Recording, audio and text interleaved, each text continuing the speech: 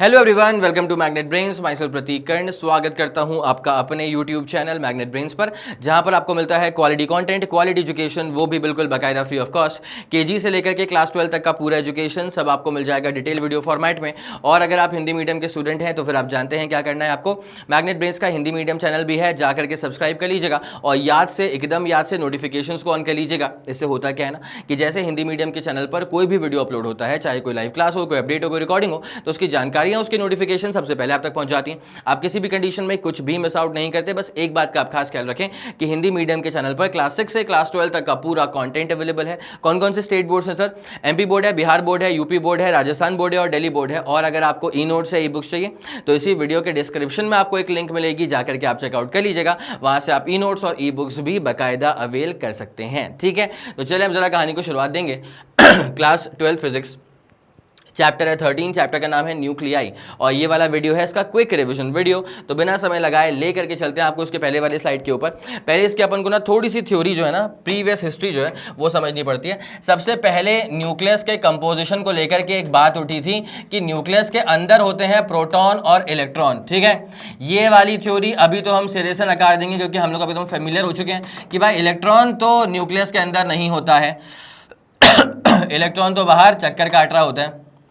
अभी हम लोग जानते हैं कि न्यूक्लियस के अंदर प्रोटॉन्स होते हैं और न्यूट्रॉन्स होते हैं, लेकिन जब ये स्टार्टिंग की बात चल रही, जब पूरी थ्योरी बन रही थी, तब ये कहा था हाइपोथेसिस कि भाई इलेक्ट्रॉन और प्रोटॉन दोनों रहते हैं न्यूक्लियस के अंदर। उसमें ये कहा गया था। अच्छा, आप लोग समझते हैं ए का मतलब क्या होता है सर? ए का मतलब होता है मास नंबर। 35Cl17 अगर देखा जाए तो उसमें 35 इज द मास नंबर। और जेड का मतलब आप लोग समझते हैं सर? जेड का मतलब होता है एटॉमिक नंबर। एटॉमिक नंबर का मतलब होता है नंबर ऑफ प्रोटॉन्स। ठीक है, तो इस थ्योरी में ये कहा गया था, इस हाइपोथेसिस में ये कहा गया था कि किसी भी न्यूक्लियस के अंदर ना ए नंबर ऑफ प्रोटॉन्स हैं। ठीक है, इस थ्योरी में, इस हाइपोथेसिस में ये कहा गया था कि ए नंबर ऑफ प्रोटॉन्स है न्यूक्लियस के अंदर। ठीक है, inside the nucleus A number of protons है। कहां पे sir? A number of protons है इनसाइड द न्यूक्लियस। कोई दिक्कत वाली बात है क्या? नहीं सर, कोई दिक्कत वाली बात नहीं है। अब उसके बाद क्या होता है सर? यहां पे A minus Z number of electrons होते हैं, वो इनसाइड द न्यूक्लियस होते हैं। ठीक है, A minus Z number of nucleus मतलब इलेक्ट्रॉन्स इनसाइड द न्यूक्लियस। और बाकी जो बचे हुए जेड है ना, ये नंबर ऑफ इलेक्ट्रॉन्स होते हैं जो कि बाहर चक्कर काट रहे होते हैं। ठीक है, तो यहां पर न्यूट्रलिटी पूरी मेंटेन हो गई थी, लेकिन इस थ्योरी को गलत साबित किसने किया था? डी ब्रॉगली ने। डी ब्रॉगली ने यह कहा था कि किसी भी इलेक्ट्रॉन को अगर न्यूक्लियस के अंदर रहना है ना, तो उसके पास में 2 मेगा इलेक्ट्रॉन, उसके पास में 20 मेगा इलेक्ट्रॉन वोल्ट से 200 मेगा इलेक्ट्रॉन वोल्ट की एनर्जी होनी चाहिए। 20 मेगा इलेक्ट्रॉन वोल्ट से 200 मेगा इलेक्ट्रॉन वोल्ट की एनर्जी होनी चाहिए अगर किसी इलेक्ट्रॉन को न्यूक्लियस के अंदर रहना है तो। लेकिन जब असलियत में देखा गया ना, तो इलेक्ट्रॉन के पास में महज 2 से 3 मेगा इलेक्ट्रॉन वोल्ट की एनर्जी थी। अगर इतनी कम एनर्जी के साथ में इलेक्ट्रॉन वहां से बाहर निकल रहा है तो ऑब्वियसली इसका मतलब क्या होता है कि इलेक्ट्रॉन जो है ना वो न्यूक्लियस के अंदर तो नहीं ही रहता है। ठीक है, तो यहीं से ये वाली थ्योरी जो है वो हो गई गलत साबित। अब उसके बाद जिस थ्योरी का नाम आता है, जिसको अभी अपन मान के चलते हैं, that is for sure proton neutron hypothesis. ठीक है, इस हाइपोथेसिस में ये माना जाता है कि प्रोटॉन और न्यूट्रॉन दोनों ही न्यूक्लियस के अंदर रहते हैं और इलेक्ट्रॉन बाहर चक्कर काट रहे होते हैं। ठीक है, तो यहां पे अपने पास में प्रोटॉन्स की मात्रा कितनी होती है सर? यहां पे अपने पास में Z नंबर ऑफ प्रोटॉन्स।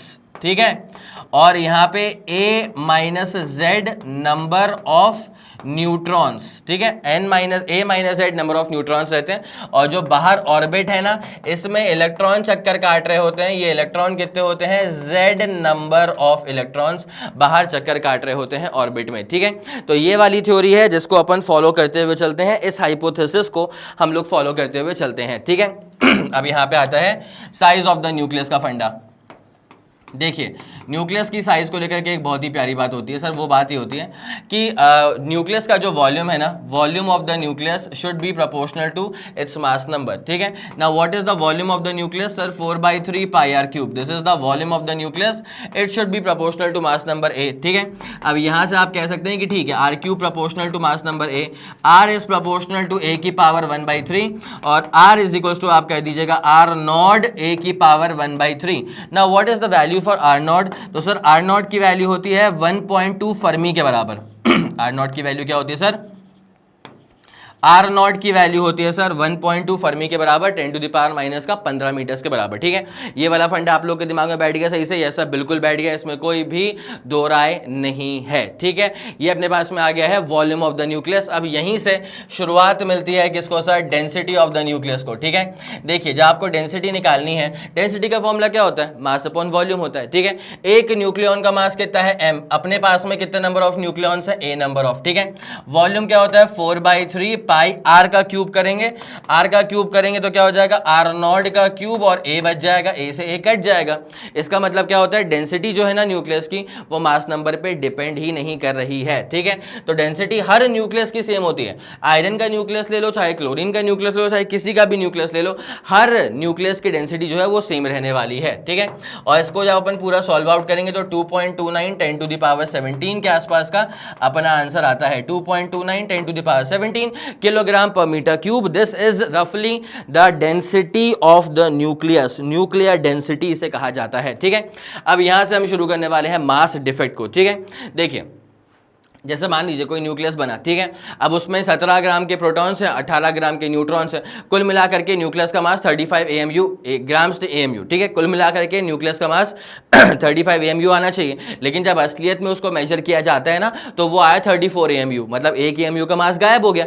अब ये हमेशा होता है, हर न्यूक्लियस में होता है। तो इसके लिए काफ़ी पहले आइंस्टाइन ने कह दिया था कि जब भी कोई m अमाउंट का मास डिसअपियर होगा तो वो E अमाउंट की एनर्जी प्रोड्यूस करके जाएगा, given by the formula equal to mc², ठीक है। जब भी कोई m अमाउंट का मास डिसअपियर होगा तो वो E अमाउंट की एनर्जी प्रोड्यूस करके जाएगा, given by the formula equal to mc², ठीक है। अब ये जो मास गायब हुआ उसको अपन ने कैसे निकाला? भाई हमने एक्सपेक्ट क्या किया था? जो मास हमने एक्सपेक्ट किया था वो हमने कैसे निकाला होगा? हमने किया mass of all the protons, फिर हमने करा mass of all the neutrons, ठीक है। उसमें से हमने क्या करा भैया? एक्सपेक्टेड मास में से, अच्छा ये अपने पास एक्सपेक्टेड मास था, उसमें से माइनस करना पड़ेगा ऑब्जर्व्ड मास, ठीक है। तो भाई एक्सपेक्टेड था 35, माइनस करा ऑब्जर्व 34, तो जो 1 ग्राम का मास गायब हो रहा है ना उसे कहा जाता है मास डिफेक्ट। उसे हम क्या कहते हैं बेटा? उसे हम कहते हैं मास डिफेक्ट। यस सर, ये वाली बात समझ में आ गई है। अब देखो ये जो मास गायब होगा किस में कन्वर्ट हुआ होगा सर? किसी एनर्जी में कन्वर्ट हुआ होगा, और यहाँ पे जिस एनर्जी में कन्वर्ट हुआ है उसको अपन कहते हैं बाइंडिंग एनर्जी। जिस एनर्जी में कन्वर्ट हुआ है उसे हम क्या कहते हैं सर? न्यूक्लियस की बाइंडिंग एनर्जी। क्योंकि न्यूक्लियस ना सारे प्रोटॉन्स को, सारे न्यूट्रॉन्स को बांध करके रख रहा है, तो ऑब्वियसली कुछ एनर्जी वो एक्सपेंड कर रहा होगा, और वो एनर्जी न्यूक्लियस को क्या आपने मैंने दी थी? नहीं सर, वो जो मास गायब हुआ था ना उस मास के गायब होने की वजह से एक एनर्जी वहां पे डेवलप हुई थी, that is basically called as the binding energy of the nucleus, ठीक है। बीई, अच्छा देखो एनर्जी तो इक्वल टू mc² ही होता है, लेकिन कौन सा मास लेंगे यहाँ पे? डिसअपियर्ड मास, तो डेल्टा m, उसके बाद c² से आप इसको मल्टीप्लाई कर दीजिएगा, ठीक है। So this becomes the binding energy of the nucleus. आगे पूरी बात समझ में? ओके सर, तो बाइंडिंग एनर्जी पर nucleon is more for medium nuclei than for heavy nuclei, ठीक है। हैवी न्यूक्लियाई के लिए बाइंडिंग एनर्जी जो है ना वो कम होती है, hence medium nuclei are lightly stable. जहाँ पे बाइंडिंग एनर्जी कम है मतलब क्या है कि वो फिर अनस्टेबिलिटी की तरफ जा रहा है, ठीक है। आई पूरी बात समझ में? Yes sir. और बाइंडिंग एनर्जी कर्व में जहां पर भी पीक्स आते हैं ना वो रिलेटिवली स्टेबल न्यूक्लियाई की तरफ इशारा करते हैं। कहां इशारा करते हैं सर? रिलेटिवली स्टेबल न्यूक्लियाई की तरफ इशारा करते हैं, ठीक है। एक और चीज समझना, जहां पर नंबर ऑफ ऐसे न्यूक्लियस जहां पर नंबर ऑफ न्यूट्रॉन्स की मात्रा ज्यादा होती है और नंबर ऑफ प्रोटॉन्स की मात्रा कम होती है। क्या बोला मैंने? ऐसे न्यूक्लियस जहां पे नंबर ऑफ न्यूट्रॉन्स की मात्रा ज्यादा होती है, नंबर ऑफ प्रोटॉन्स की मात्रा कम होती है, वो थोड़े से स्टेबल न्यूक्लियाई कहलाते हैं, ठीक है। ऐसे न्यूक्लियस जहां पे नंबर ऑफ न्यूट्रॉन ज्यादा होते हैं, नंबर ऑफ प्रोटॉन्स कम होते हैं, वो रिलेटिवली स्टेबल न्यूक्लियाई कहलाते हैं। ये वाला फंडा आप लोग के दिमाग में बेहतरीन तरह से बैठ गया होगा जरूर, ठीक है। अब यहाँ पे अपने पास heavy nuclei being unstable have tendency to split into medium nuclei. सही बात है सर, अगर हैवी न्यूक्लियाई है तो उसकी टेंडेंसी है कि वो जल्दी से उसका फिजन हो जाएगा, कोई दिक्कत तो नहीं है। और lighter nuclei being unstable have tendency to fuse into one another. पक्का, कोई दिक्कत वाली बात तो नहीं है? Okay done.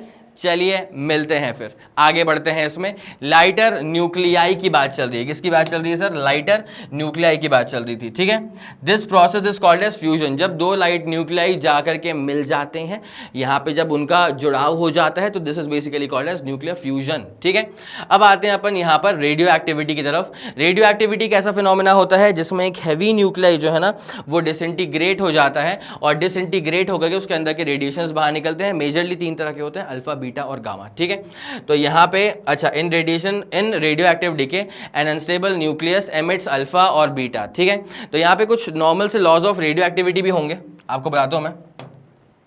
Laws of radio activity में पहला पॉइंट ये होता है कि ये हम लोग को पता ही नहीं है कि कब कौन सा न्यूक्लियाई जो है वो डिसइंटीग्रेट हो जाएगा, ठीक है। मतलब प्रेडिक्शन लेवल 0 है, किसी भी सैंपल में से कौन सा न्यूक्लियाई अभी डिसइंटीग्रेट होगा, किस टाइम इंटरवल में डिसइंटीग्रेट होगा, इसके बारे में हम कुछ भी नहीं कह सकते। Radio activity is a spontaneous process, ठीक है। ये एक स्पॉन्टेनियस प्रोसेस होती है, radio activity is a spontaneous process, ठीक है। अब होता क्या है कि जब भी रेडियो एक्टिविटी होगी ना, तो या तो अल्फा पार्टिकल निकलेगा, या तो बीटा पार्टिकल निकलेगा, या तो गामा रेडिएशंस निकलेंगे, कोई भी दो चीजें साथ में नहीं निकलती हैं, ठीक है।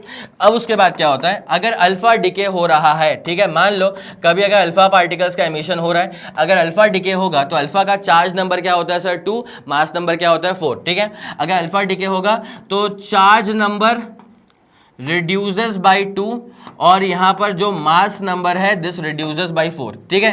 अब जरा ध्यान देना, बीटा डिके अगर होता है तो beta is basically mass electron के बराबर, चार्ज इलेक्ट्रॉन के बराबर। तो अगर कभी बीटा का डिके होता है तो इट्स लाइक एंटिटी ने एक नेगेटिव को लूज कर दिया, तो चार्ज नंबर इंक्रीजेस बाय +1, ठीक है। Mass remains constant, mass number remains constant, क्योंकि AMU स्केल पर कुछ खास वैल्यू नहीं होती है इलेक्ट्रॉन के मास की, ठीक है। ये वाली बात समझ में आ गई। और जब गामा डिके होता है, जब गामा रेडिएशंस निकलती हैं, तो भाई गामा के पास चार्ज भी नहीं है, गामा के पास में मास भी नहीं है, ठीक है। तो charge number and mass number remains same, charge number and mass number remains the same only, इस पे कोई भी फर्क नहीं पड़ता। क्या आप लोग को ये वाला फंडा समझ में आ गया? यस सर, बिल्कुल ये वाला फंडा समझ में आ चुका है, ठीक है। चलिए, अब यहाँ पे एक बहुत प्यारी बात होती है कि जो रेट ऑफ डिसइंटीग्रेशन है वो दरअसल इस बात पे डिपेंड कर रहा है, किसी भी इंस्टेंट ऑफ टाइम पे जो रेट ऑफ डिसइंटीग्रेशन होता है ना रेडियो एक्टिव सैंपल में, वो इस बात पर डिपेंड करता है कि उस समय कितने एटम्स मौजूद थे सैंपल में, ठीक है। आई बात समझ में? तो rate of disintegration is minus का dN/dt, it is proportional to number of atoms present in the sample at that instant of time, ठीक है, नॉट ओरिजिनली। तो माइनस का dN/dt इज इक्वल्स टू यहाँ पे आ जाएगा लैम्डा। लैम्डा का मतलब डिके कांस्टेंट होता है या फिर डिसइंटीग्रेशन कांस्टेंट होता है। इसको सॉल्व आउट करके n is equals to n not e to the power minus lambda T, this is going to be a very good equation, ठीक है। n का मतलब number of atoms left in the sample at present, n not का मतलब number of atoms present originally in the sample, t instantaneous time, और lambda अपने पास में क्या है, डिके कांस्टेंट है, ठीक है। अब यहीं पे मैं आप लोग को लेकर के आता हूं हाफ लाइफ टाइम पे।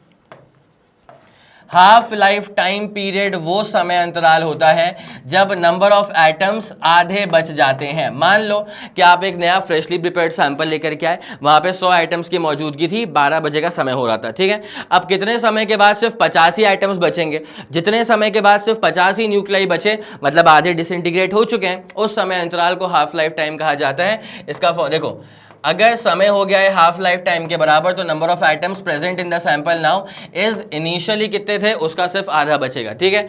इसको जब पूरा सॉल्व आउट करेंगे ना, तो हाफ लाइफ टाइम जो है उसका फॉर्मूला आएगा 0.6931 अपॉन लैम्डा। फॉर्मूला क्या आ जाएगा सर, 0.6931 अपॉन लैम्डा। उम्मीद करता हूं कि आपको ये वाली बात बेहतरीन तरह से समझ में आ गई होगी, ठीक है, पक्का? यस सर, डन हो चुका है। तो अल्फा बीटा गामा का डिके था ये, और यहाँ पे आप लोग अल्फा पार्टिकल के बारे में चीजें जान सकते हैं। अल्फा पार्टिकल क्या होता है, डबली चार्ज हीलियम का न्यूक्लियस होता है, ठीक है। गामा की पेनिट्रेशन कैपेसिटी सबसे ज्यादा तगड़ी होती है, उसके बाद बीटा की, और सबसे कम होती है अल्फा की, ठीक है। ये इसका पूरे के पूरे यहाँ पे उसके डेफिनेशंस थे। अल्फा डिके अगर होगा तो ये वाली इक्वेशन बन जाएगी अपने पास में, अल्फा निकल रहा है, आ रही बात समझ में, atomic number reduces by 2, mass number reduces by 4, ठीक है। सेम गोज फॉर फिर यहाँ पे बीटा का डिके होगा, उसमें भी सेम चीज हो रही है, आप देख पा रहे हैं यहाँ पे बीटा डिके में charge number is raise by 1, mass number पे कोई भी फर्क नहीं पड़ा। गामा में तो वैसे भी कुछ नहीं होता है, ठीक है। और उसके बाद ये अपने पास में ये था इसका law of radioactivity, minus dN/dt proportional to n के बराबर, और हाफ लाइफ टाइम पीरियड मैं आप लोग को डिफाइन कर चुका था, डिराइव भी अपन लोग कर चुके हैं इसको रिकॉर्डिंग में। इसके साथ खत्म होता हुआ ये जानदार बड़ा शानदार सा लेक्चर। उम्मीद करता हूं कि आपको हर एक बात बहुत ही बेहतरीन तरह से समझ में आ गई होगी। अगर आपको लगा कि इस वीडियो ने सच में आपकी हेल्प करी है तो बनता यह है कि आप इस वीडियो को लाइक करेंगे, उसके बाद इस वीडियो को फैला दो अपने सारे मित्र मंडल में। सबको यह बात मालूम चल जानी चाहिए कि मैग्नेट ब्रेन्स के चैनल पर प्लेलिस्ट में फिजिक्स में क्या क्या शानदार चीजें ऐड हो चुकी हैं और क्या जबरदस्त चीजें आप तक और भी जल्द से जल्द पहुंचने वाली हैं। अगर आपका कोई भी फीडबैक है या सजेशन है, तारीफ है या बुराइयां हैं या जो कुछ भी है, तो बड़े ही प्यार भरे शब्दों में अपनी सारी बातें आप मुझ तक पहुंचा सकते हैं यूजिंग द कमेंट सेक्शन। मैं और मेरी पूरी टीम सुपर एक्टिव रहेगी। हम लोग बाकायदा सारे कमेंट्स को चेक करते हुए चलते हैं, बिकॉज आपके ही फीडबैक पे काम करके वीडियोस की जो क्वालिटी है वो टॉप नॉच लेवल तक पहुंचती है और फिर हम आप तक डिलीवर कर पाते हैं। इसी के साथ खत्म करेंगे इस पूरे वीडियो को। जैसे कि आप सब लोग जानते हैं कि मैग्नेट ब्रेन्स जो प्रोवाइड करता है वो है English medium as well as Hindi medium वाली classes with entire full complete syllabus coverage. उसी के साथ साथ CBSE board, Delhi board, Bihar board, UP board, MP board, Rajasthan board और वैदिक मैथ्स क्रैश कोर्स और स्पोकन इंग्लिश। इसके अलावा अगर आपको कोई भी इन्फॉर्मेशन चाहिए तो फिर आप मैग्नेट ब्रेन्स के ऑफिशियल वेबसाइट पर जाकर के विजिट कर सकते हैं। Thank you so much.